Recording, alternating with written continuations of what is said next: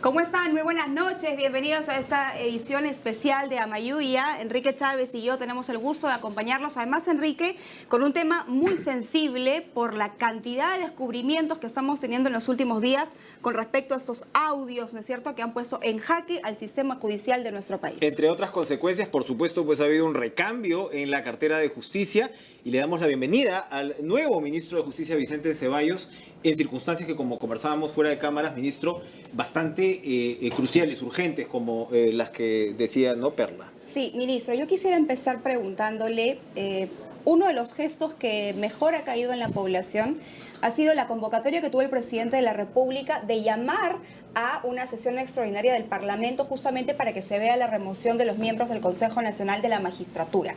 Digamos que eso tiene un check, ¿no es cierto? La gente lo ha visto con buenos ojos. En esa línea, ¿cuáles van a ser las otras grandes reformas o las grandes determinaciones que se van a tomar desde el Ministerio de Justicia, políticas en coordinación con el presidente, justamente para promover este cambio que se exige desde las calles? Perla, Enrique, primero, muy reconocido por la posibilidad de compartir esta jornada con ustedes. A la pregunta en sí, yo quiero primero partir del contexto en el presidente se vio obligado a convocarla. La pregunta es, si es que el presidente no lo hubiera convocado a esta sesión plenaria del Congreso, ¿lo hubiera convocado el presidente del Congreso? Mi respuesta es no, porque el ánimo ha sido dilatar en exceso. Hagamos un recuento de lo que pasó con la vacancia presidencial, llamada vacancia express. Un miércoles llega el informe de la UIF, ese miércoles se pone en evidencia del Congreso, ya para el viernes estaba programada, 72 horas menos todavía. En este caso no, Comisión de Fiscalización, Comisión de Justicia, y sin fecha cierta para poder convocar a la sesión plenaria. Que el presidente se adelantó, que fue un oportunismo político, en absoluto. El presidente supo leer en el momento oportuno un clamor generalizado de la ciudadanía. Y es más, sin ningún nivel de osadía, yo me atrevería a decir que el presidente con esta convocatoria lanzó una bomba de oxígeno político al sistema político. Porque no solamente era el Congreso, sino también ahora todo el sistema de justicia está comprometido. Y por eso ahora tenemos un presidente en la talla de un estadista y un líder. ¿Galarreta no supo leer o no quiso leer? No quiso leer. ¿Por qué? No quiso leer, obviamente porque se despierta cierta suspicacia de que detrás de estos audios hay algunas vinculaciones mayores a miembros involucrados de su bancada parlamentaria. O sea, es un tema que no es ajeno a la realidad. Ahora, evidentemente, mañana hay un nuevo pleno, ¿no? Se supone hay una propuesta para declarar, suspender en realidad la ley orgánica del Consejo Nacional de la Magistratura para, entre otras cosas, pues evitar que los accesitarios puedan acceder, ¿no?, a esta figura y de alguna manera, vamos a llamarlo así, ganar tiempo para poder reconfigurar lo que debería ser la conformación del Consejo Nacional de la Magistratura antes de que lleguen los nuevos miembros. Evidentemente, con lo que usted señala, la convocatoria del presidente se ha salvado una emergencia. Así es. De aquí en adelante es lo que realmente va a marcar la diferencia con respecto precisamente a ese clamor ciudadano. Y su ministerio va a ser clave en términos de la articulación de esta reforma, pero no sabemos cómo la va a recibir el Congreso. Lo que estamos hablando precisamente va en esa línea. ¿Qué se puede esperar de ese proceso? Una respuesta antes a una premisa inicial que me propone Enrique.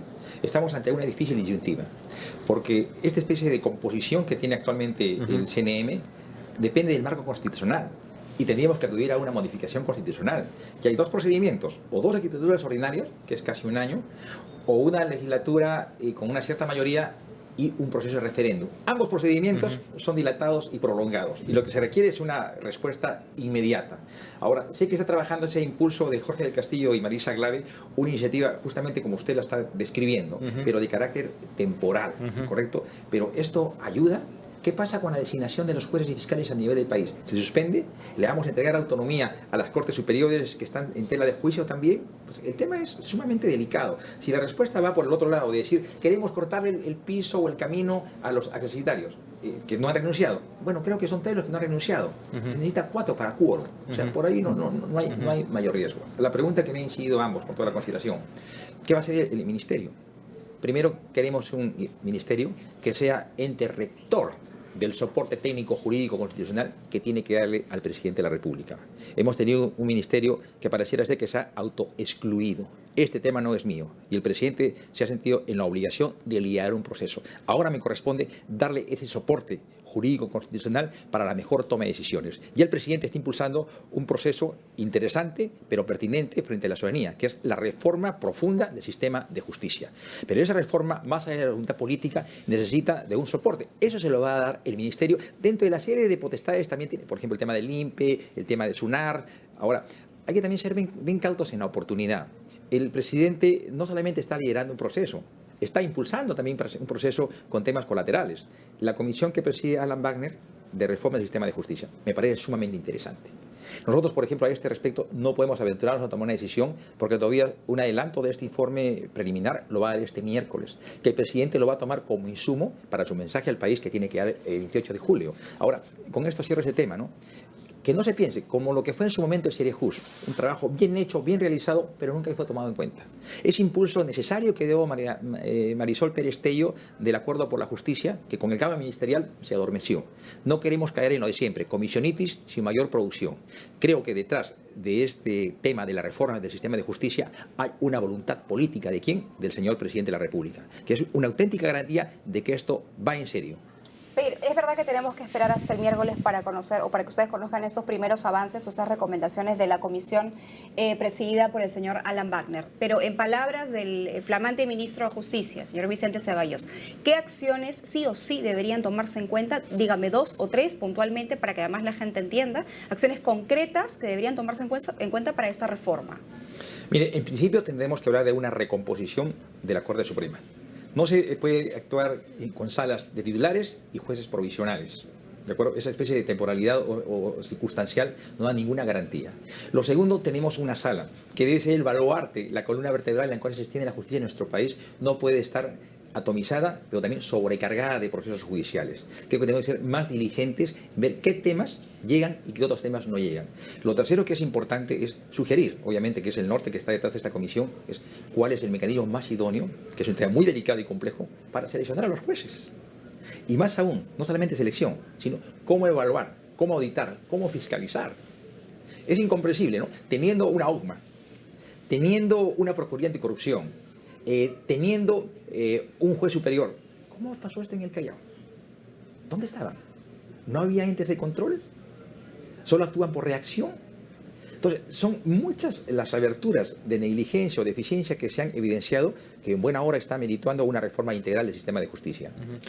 Hay una urgencia adicional, que es el tema de la OMPE. Tenemos elecciones en 3 meses. El CNM ha quedado en esta suerte de limbo cuando estaba por decidir sobre la situación de su jefe, de Castillo. Y tenemos elecciones, como digo, a la vuelta de la esquina, y hay, por supuesto, todo un organigrama que reconformar. Me imagino que el Ejecutivo va a tener también que liderar un proceso, porque estamos hablando pues de la situación electoral del país y de la garantía frente a ello. Yo incido en un calificativo, es una sentía bien complicada, porque en principio tenemos que partir de que el Ejecutivo está en la obligación de respetar la autonomía de órganos que tienen connotación constitucional, y la OMPE lo es, ¿correcto? Sin embargo, la realidad es que su jefe ha sido suspendido, y no ha sido por 15 ni por 20 días, sino en términos indefinidos. ¿Correcto? Entonces, no hay suplente ni hay accesitario. Lo que corresponde es que el secretario general asuma esta responsabilidad, pero el mismo también que está inmerso en una serie de denuncias. Entonces, ¿hay garantías de un proceso transparente, objetivo, serio? Hoy hay algún reparo. Pero, ¿qué posibilidades hay de un recambio? ¿Un funcionario de confianza? Entonces, estamos elaborando en estos momentos una fórmula para sugerir. Obviamente no vamos a tomar la decisión nosotros, ¿no? En el sentido de que pudiera instituirse, ¿no?, un grupo de notables que esté en paralelo a la toma de decisiones que vaya a tomar este funcionario. Porque en tanto no se reconstituya el CNM, no se puede designar a un nuevo jefe. O sea, sería usurpación de funciones, no se puede. Pero en paralelo tampoco se puede suspender un proceso ya en curso, que son las elecciones de octubre regionales y municipales. Pues decía, es una disyuntiva bien complicada, pero creativamente creo que está en la mejor disposición de poderla atender y corregir. Ahora, con respecto a la Fiscalía, ni el presidente ni el primer ministro acudieron a la juramentación del señor Gonzalo Chávarri como nuevo fiscal de la Nación. Evidentemente, pues había un desacuerdo, apareció un audio de él conversando con el juez Inostroza Pariachi, que si bien no evidencia ningún ilícito, pues ahora mismo Inostroza Pariachi es una suerte de Midas en reverso, ¿no? O sea, realmente complica a cualquiera que se cruce en el camino. ¿Qué va a pasar ahí? O sea, el Ejecutivo no está respaldando este nuevo proceso que se inicia o esta nueva gestión que se inicia en la Fiscalía de la Nación. ¿Qué va a ocurrir? Antes de la juramentación del fiscal Chávarri, aconteció lo de los audios en los cuales estaba involucrado. Así es. Y el presidente, yo era congresista, no era ministro, dieron una manifestación pública sugiriendo de que no se acuda a la juramentación. Y siendo coherentes, obviamente no participaron de esa juramentación. Pero entremos al terreno legal y... Pero digo, es un gesto político bastante, es un mensaje, bastante serio. Es un mensaje, ¿no? No correcto. es poca cosa. Entonces entramos en una primera respuesta, ¿correcto? O sea, es que el Ministerio Público no acabó de entender el mensaje. O sea, no es un hecho aislado del Ministerio Público. O sea, hay un mensaje en el país, un clamor generalizado de una rectificación del sistema. Y de este sistema forma parte el Ministerio Público. Lo segundo, pareciera ser que para el fiscal Chávarri más ha primado la cuestión subjetiva de orden personal que la cuestión institucional. Pero de lo malo a lo bueno. Hay también fiscales institucionalistas, porque al momento de la votación no se ha votado corporativamente, pero no ha sido una votación unánime. Ha habido dos voces discordantes, que en cierta forma salvan y nos proponen una garantía de que hay fiscales que están con el propósito de enmienda. Por otro lado, también tenemos la perspectiva legal y constitucional. Lamento decirlo, es legal. Lamentablemente es incuestionable esto. Algunos dicen que el presidente de la República podría aplicar la ley orgánica del Ministerio Público para declarar nula la elección del fiscal Chávarri. ¿Esto es posible? Mire, le hemos dado alguna vuelta al tema y cogí un comentario que hizo Pedro Cateriano a través del Twitter alegando de que esto sería irregular y estaría viciado porque no ha juramentado ante el presidente de la República. Pero acá hacemos dos paréntesis. El primero, cuando se da la ley orgánica del Ministerio Público es en el año 81. Decreto legislativo 052. Y en ese entonces estaba vigente la Constitución del 79. Bueno, ahí quien designaba y ante quien se juramentaba era ante el presidente. Pero cambia esto con el texto del 93. Ya está el Consejo Nacional de Magistratura. Y ahí cambia todo eso. Ahora, si bien no hubo una rectificación en la ley, pues por jerarquía normativa, ¿no? Hay incompatibilidad, prima la nueva Constitución. En consecuencia, esta es una juramentación Ahora, cuando regular. usted nos dice ahorita, le hemos dado la vuelta a esto, ¿es que con quién es? ¿Usted, el presidente de la República? No, la verdad que no he conversado con el presidente. Yo apenas he juramentado, me he interiorizado con el ministerio, porque lo primero que me corresponde es hacer un diagnóstico para tomar decisiones. Y obviamente un tema latente, presente, como esto, no podía pasar por desapercibido. ¿Usted cree en todo caso que la elección de Chávarri está deslegitimada? Mire, yo quiero ser bastante cauto. Primero, como ministro de Estado, tengo que ser respetuoso de la autonomía de cada órgano. Pero esto tampoco no me priva de una opinión que lo hago a título personal. ¿De acuerdo? Como Vicente Ceballos, sí. Creo que fue una juramentación impertinente y que obviamente deslegitimada. Y legitimidad, más que un concepto jurídico, es un concepto social. ¿Correcto? O sea, si hay un clamor generalizado, si hay una preocupación por una rectificación de los entes de Administración de Justicia, no se oye o no se atiende, y es real, ¿correcto? Porque las series de denuncias que se han dado son ciertas, lo del CNM, lo del Poder Judicial en el Callao, lo de la Corte Suprema, lo del Ministerio Público, o sea, son hechos ciertos que han sido convalidados y que han formado de una u otra manera a remociones o a renuncias. Y si no se lee estas circunstancias, ¿qué está pasando?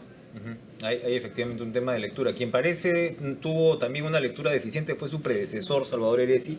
Él aparece en otro de los audios conversando con Inostroza Pariachi sobre una casación que ya la Corte Suprema se supone había anulado en buena medida, que en resumen pues imposibilita la lucha contra el lavado de activos. Luego hemos sabido que un hermano del señor Heresi está investigado precisamente por lavado de activos en relación con los Panama Papers, y lo que Heresi le propone a Inostroza Pariachi en resumen es, oye, ya que esto no funcionó por el lado de la Suprema, movámoslo por el lado del Congreso, porque él dijo, hay varios congresistas que están en esa línea. ¿Eso era cierto? ¿Había posibilidad de regresar a una suerte de casación o de condena o de prueba diabólica, como le han llamado, que terminaría pues anulando la lucha contra el lavado de activos desde el Parlamento? Sí, es posible, definitivamente, ¿no? O sea, desde una perspectiva, solo en materia penal tiene efectos retroactivos una norma en tanto y en cuanto beneficia al justiciable, no en otras materias. Es posible esos alcances.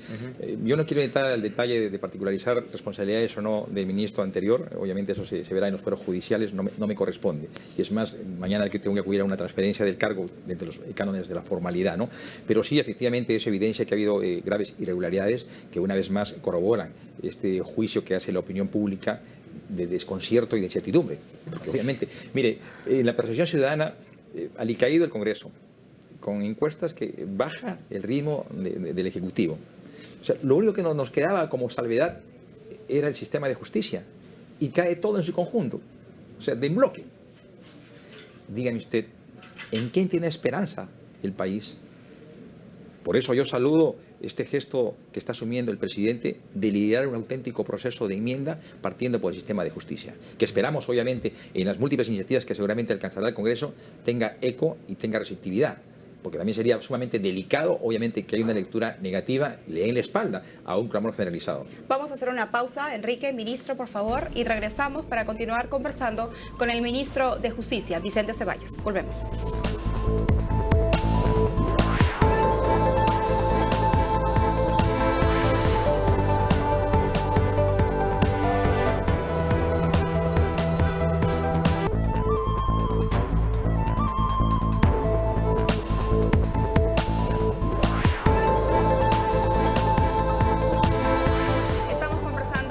Con el ministro de Justicia, Vicente Ceballos. Nos fuimos a la pausa, ministro, hablando de su predecesor.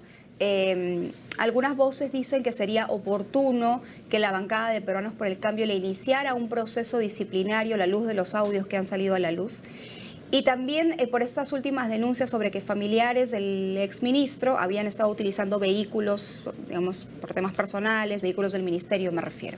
Si bien es cierto, usted ya no es parte de esta bancada, salió cuando Pedro Pablo Kuczynski otorgó el indulto a Alberto Fujimori. Quisiera conocer su opinión al respecto.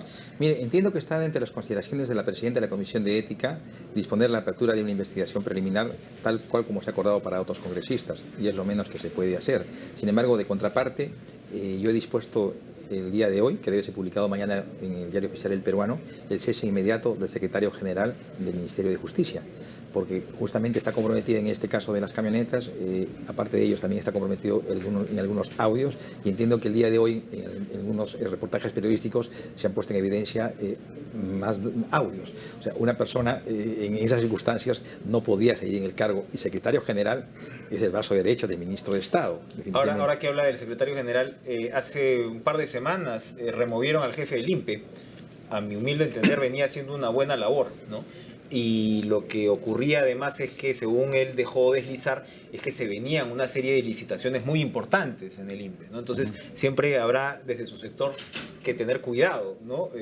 Con ello, porque estamos hablando de muchos millones en juego y la transparencia pues es una norma obligada en estos tiempos. No, definitivamente, ¿no? Mire, y buena hora que toque el tema.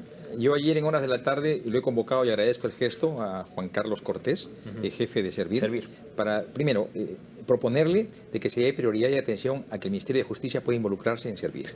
Y lo segundo, tengo tres cargos fundamentales, ¿no? El gerente de administración, el secretario general y el gerente de presupuesto, para que sea personal que Servir lo pueda proponer. Queremos profesionalizar el ministerio, darle especialidad. Y son temas tan técnicos que requieren de una posición objetiva en la toma de decisiones y que sea un real soporte para el ministro cuando tenga que decidir. Estamos acudiendo a algunas señas que signifiquen darle un nuevo rostro, un nuevo perfil. Ministro, en términos personales, se ha estado hablando, y yo creo que es importante que usted aclare todos estos temas, se ha estado hablando en redes sociales, publicando asuntos sobre su condición de paternidad. Incluso ha recibido pues un tuit del expresidente Alan García, bastante agresivo sobre su designación. Yo creo que sería importante que se tome un par de minutos para decirle al Perú cuál es la situación y resumirla. Se me adelanta usted porque yo quería cerrar con ese tema, pero en buena hora que se dé. Sí. Primero, ayer no pude que estén mis hijos presentes acompañándome en la juramentación. Obviamente sería ideal y de repente hay una lectura errónea de eso. Las circunstancias del protocolo no la manejo yo, la maneja el despacho presidencial y fue de un momento a otro. Claro, en la mañana no es habitual, el presidente viajaba y se dio. En la distancia han estado conmigo en todo momento.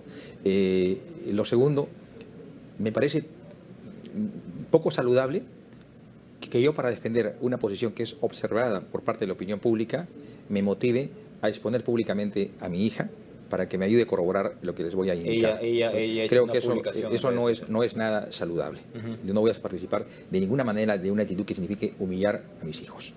La cuestión de fondo, mire, este es un tema que no data de ahora, es aproximadamente hace 29 años atrás, que inclusive fue objeto de una investigación o reportaje periodístico hace 4 años aproximadamente atrás. Yo no tengo ningún tema pendiente con la justicia. En estos momentos tengo un entendimiento bastante motivado, sensible, de mucho afecto y cariño con todos mis hijos. sobre todo de mucho respeto y consideración, una comunicación muy fluida. Y eso es lo que me preocupa, y entiendo que eso es lo que me ha motivado a mi hija, que yo muy tardíamente me he enterado de un Twitter que ha soltado. Yo la verdad que me he quedado gratamente sorprendido, porque tiene bastante contenido lo que ha escrito, ¿no? Y sobre todo satisfecho, ¿no? Tengo mis hijos que se han formado en valores, 4 de ellos ya son casi profesionales, en las mejores condiciones de proponerse ante la vida, y obviamente yo estoy feliz con mis hijos, ¿correcto? No acepto de que de una u otra manera se pretenda confundir a la opinión pública en una responsabilidad delicada que me ha dado el presidente en un momento bastante delicado también. Y si me ha convocado el presidente, entiendo yo que me ha convocado por mi experiencia, conocimiento o pericia, y obviamente yo quiero darle ese soporte que el presidente necesita. Ahora, yo quisiera ir un poco, por supuesto, sin sacar a la luz el nombre de los hijos, ¿no es cierto? Porque acá nadie está hablando de identidades, pero lo que llamaba la atención o lo que recogía este reportaje periodístico es que una de sus hijas tuvo que seguir un procedimiento de reconocimiento ante el Poder Judicial para reclamarle a usted una pensión de alimentos después de, me parece, más de 20 años, que efectivamente la justicia falló a favor de su hija y usted quedó con la sentencia que tenía que pasarle porcentaje de su sueldo como congresista. Me parece que era algo del 20%. La sorpresa llegó cuando quisieron hacer el cobro directamente de su sueldo como congresista y el 60% de su sueldo ya estaba embargado en ese momento porque otros 4 hijos suyos también le hicieron un procedimiento de alimentos. ¿Esto es verdad? ¿Es exacto? Me permite explicarle, ¿no? Por favor. A ver, producto de una relación familiar juvenil, podríamos decir, ahí casi cuántos años atrás ha pasado esto, nace mi hija. Obviamente tuve yo renuencia de su madre para acudir oportunamente a su reconocimiento como me corresponde y como mi obligación. No lo aceptó, la familia entró en un grave entredicho y obviamente no se dio en la oportunidad de vida. Yo viajé al exterior del país, retorné, tampoco se me permitió, hubo cierto distanciamiento, su madre constituyó un núcleo familiar propio, yo también por mi lado, y transcurrieron los años, fallece la madre. Cuando fallece la madre, yo inmediatamente acudo, obviamente asumí con mis responsabilidades, también se me puso una especie de veto. Y obviamente mal orientados, no sé qué fines se perseguían, y yo era ya congresista. Entonces simplemente se planteó la demanda, que era una doble demanda, reconocimiento de alimentos, y yo inmediatamente me allané al proceso. O sea, ni siquiera acudí a una etapa de contradicción en lo más mínimo. No, me allané, lo acepté y lo entendí. Y superada esa etapa, hoy en día estoy en una relación muy cordial, de mucho afecto con mi hija. Y lo segundo, obviamente ya le decía, yo también retomé mi vida personal, tuve un compromiso, me casé, tuve 4 hijos. Yo trabajaba en la Universidad en Tacna y venía a la ciudad de Moquegua, y a efecto de ello es que ocurrió una crisis conyugal y me vi obligado a separarme. Obviamente, en ese momento yo era alcalde de Moquegua, ¿no? Inmediatamente, y aparte de alcalde, era miembro directorio de la empresa de saneamiento, la EPS, y obviamente por ahí nos dan algunas dietas, nos dan en ese momento. Entonces, a efecto de ello, es que se me plantea una demanda, yo me allano, a pesar de que yo estaba ya, sin llegar a juicio, yo estaba abonando, porque es mi derecho, perdón, es mi obligación. Sin embargo, entendían de que yo estaba falseando la verdad, mermando mis ingresos, lo cual no era cierto. Y se planteó la demanda, me allané, porque no podía, la verdad era una sola, ¿no? Y eso propició, no fue ninguna circunstancia para estar neutralizando otra demanda, en absoluto, que es lo que se pretendió tejer. Ahora, a la pregunta inicial de usted, ¿no? Después de 24 años, pareciera ser que hay un término culpatorio, ¿no? No es que nunca quise reconocerlo. Mi hija se había integrado a un nuevo núcleo familiar. Yo tenía que ser muy respetuoso de eso, ¿correcto? Moquegua es una ciudad de 50.000 electores, ¿ya? Y muy pequeñita. Creo que el distrito más pequeño de Lima es más grande que Moquegua. Todos nos conocemos. 24 años fácilmente pudiéramos haber acontecido una demanda o algo. Simplemente hubo esa negativa. Y yo soy muy respetuoso de esa decisión que tomó la madre. Ahora, pero a mí, perdóname que insista con el tema, pero me llama la atención lo siguiente, ¿no? Mucha gente podría preguntarse por qué tendríamos a un ministro de Justicia el cual ha tenido que ser justamente obligado por la justicia para pasarle alimentos a todos sus hijos. Mire, son circunstancias y no hay que sacarlas de contexto, ¿no? Son realidades que cada caso obedece a esa realidad propia. No es que haya habido en algún momento alguna de mi parte, en ningún momento, y eso lo niego rotundamente. Y es más, mi propia performance política me denota como un defensor de los derechos y libertades de las personas, de la familia, del niño, del adolescente, de la mujer. Hemos tenido con quienes integran mi modesta bancada, con Gino Costa y Alberto de Belaunde, un sólido posicionamiento frente al feminicidio. Es decir, ha habido claras muestras de cuál ha sido mi posición, mi comportamiento y mi actitud. Ahora, usted tratará detrás de su pregunta de preguntarme, ¿no?, si un ministro en estas condiciones puede asumir esta responsabilidad. Mire, la ética es un juicio de valores personales de cada quien. No crea usted que para mí esta es una vida fácil o cómoda. Llevo una carga en el alma y eso no se lee ni se dice. Es mi carga personal. Sin embargo, esto en absoluto ha limitado que mis quehaceres de responsabilidad frente al país, en mi responsabilidad y reto de ser primero parlamentario y ahora ministro, puedan amilanarse. Es más, si el presidente me ha dado la confianza, entiendo que ha sido una confianza porque ha sabido leer cuál ha sido mi trabajo parlamentario, de identidad con la democracia, de fortalecimiento institucional de cada uno de los órganos que tenemos, pero fundamentalmente me ha escogido por una posición de confianza en la mejor perspectiva de darle un soporte. Usted sale de la bancada oficialista en el momento del indulto, ¿no? Así es. Y como nos está recordando, usted es moqueguano, como el presidente de la República. Entonces ya tenemos un presidente moqueguano y un ministro de Justicia moqueguano. Se ha hablado pues mucho del poder provinciano y demás. Y usted, claro, a la hora de zanjar con el tema del indulto, tomó también una decisión clara. Hay un Congreso bastante chúcaro, ¿no? Como usted dice, se ha demorado en leer, ¿no?, lo que está pidiendo la ciudadanía. Para ir cerrando, ¿qué podemos esperar del gobierno de Martín Vizcarra? Por supuesto, usted lo conoce de larga data, según entiendo, y por eso es que Vizcarra también está recurriendo a usted en momentos, me imagino, difíciles. Evidentemente, pues las fórmulas anteriores no le han funcionado. ¿Qué podemos esperar del gobierno de Vizcarra aquí en adelante? Creo que ya se ha superado esa etapa de transición.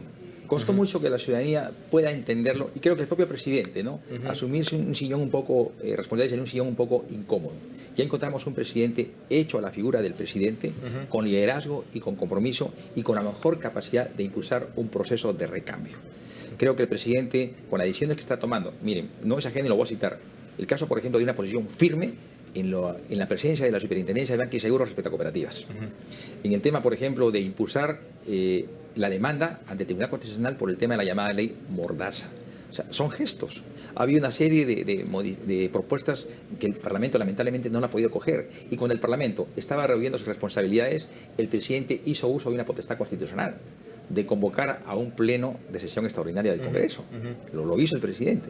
Y en este último caso, el presidente está liderando una propuesta de reforma del sistema de justicia. Entonces, creo que son hechos contundentes, claros y manifiestos de que hay un presidente que quiere darle una connotación diferente a su gestión. Es muy probable que el Ejecutivo tenga que también emitir un pronunciamiento si es que la Comisión Permanente del Congreso finalmente sanciona a los magistrados del Tribunal Constitucional, como el propio señor Galarreta lo ha adelantado esta semana, a la hora que aceptó convocar el Pleno, dijo, pero ojo que tenemos esto pendiente y lo vamos a resolver lo más pronto posible. La Corte Interamericana de Derechos Humanos ha paralizado ese proceso y ahí sí su sector tiene mucho que ver directamente, porque usted es el que responde frente al sistema interamericano de derechos humanos. ¿Nos podría adelantar cuál va a ser la posición del Ejecutivo? Para ser claros, el Perú forma parte del sistema interamericano de derechos humanos y a efecto de este sistema somos parte de la competencia que tiene la Corte Interamericana. Y la Corte ha emitido resolución, en ese sentido el Estado tiene que allanarse. Y el Estado no solamente lo es el Poder Ejecutivo, sino lo es el Ejecutivo y también el Poder Legislativo.